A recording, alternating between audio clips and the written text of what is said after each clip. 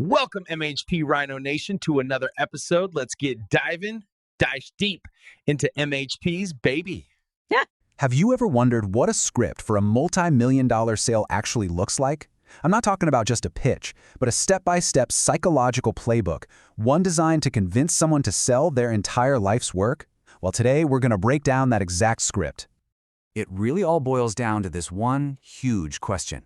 When a business isn't just an asset on a spreadsheet, but it's a legacy, how on earth do you persuade the owner that it's finally time to let go? That's the core problem this playbook was built to solve. And here it is. This isn't just a sales brochure or some generic guide. You have to think of it like a psychological roadmap. It's a full 10-step process, carefully crafted to guide a mobile home park owner from a hard no all the way to where do I sign? So what's the secret sauce? The core idea behind this whole thing is simple but powerful. It's not about the price. It's about completely shifting the conversation away from money and toward the owner's personal life, their stress, their health, their dreams of finally retiring. The buyer's job is to become the solution to life's problems, not just a purchaser of property. The entire 10-step process is broken down neatly into these three phases. First, you've got engagement and qualification. That's the initial contact, kind of feeling out the situation. Second is the most important part.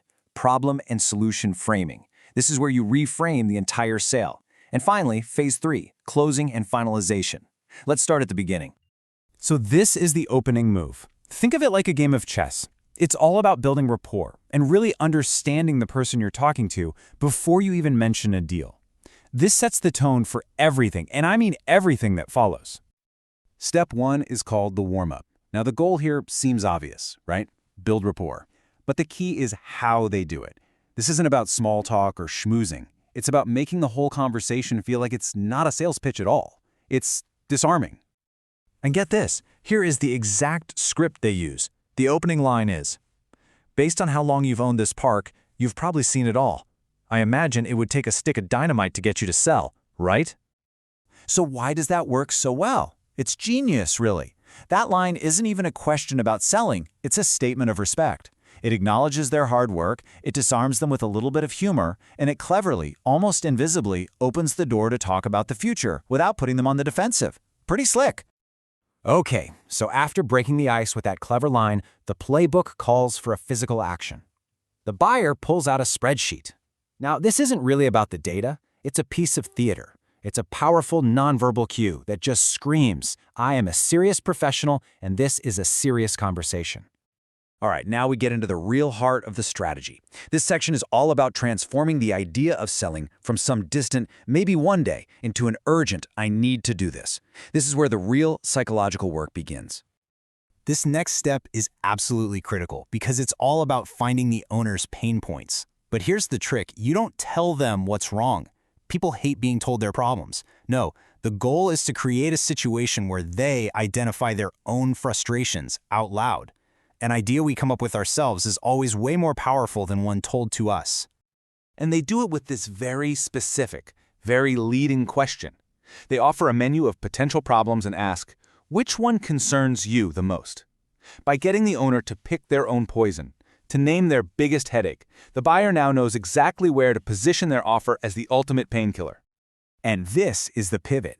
The entire conversation is reframed right here. On one side, you have the owner's problems, management headaches, no time off, and on the other side, the buyer presents their solution. And notice, it's not just cash, it's health, sanity, and freedom. They're selling an escape, not just buying a business. Step 5 just makes this connection crystal clear. It's all about framing the sale, not as a loss, not as giving up, but as a smart, strategic investment in the one thing that truly matters more than the business, the owner's own well-being. The script here is just masterful. It validates all their hard work, reassures them that their park is going to be in good professional hands, and then frames the decision as a wise investment in themselves. And that little tag at the end, wouldn't you agree? That's designed to get a small yes that just starts building momentum toward the final decision. Okay, the foundation has been laid. The owner's mindset has been shifted. Now we move into the final, high-stakes phase, actually closing the deal.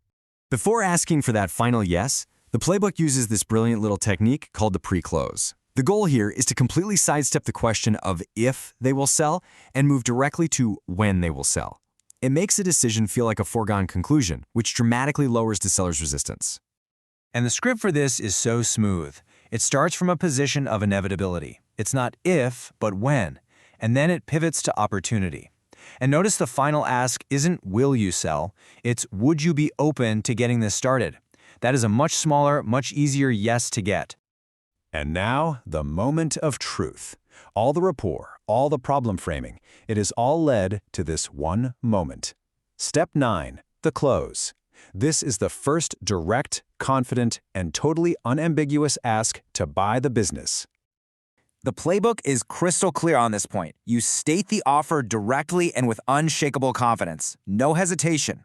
It's presented as the logical conclusion, the ultimate solution to all those problems they've been talking about for the whole meeting. And the final closing question.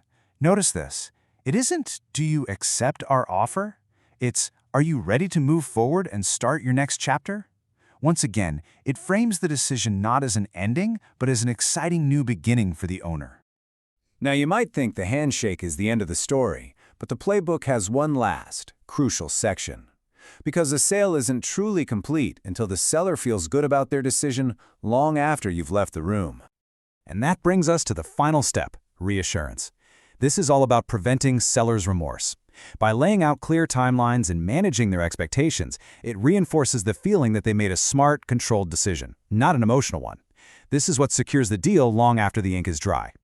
So when you look at this entire playbook, from that first disarming question all the way to the final reassurance, it reveals a fundamental truth about persuasion. The most powerful arguments often have very little to do with the numbers on a page and everything to do with understanding and solving the deeply human needs of the person on the other side of the table.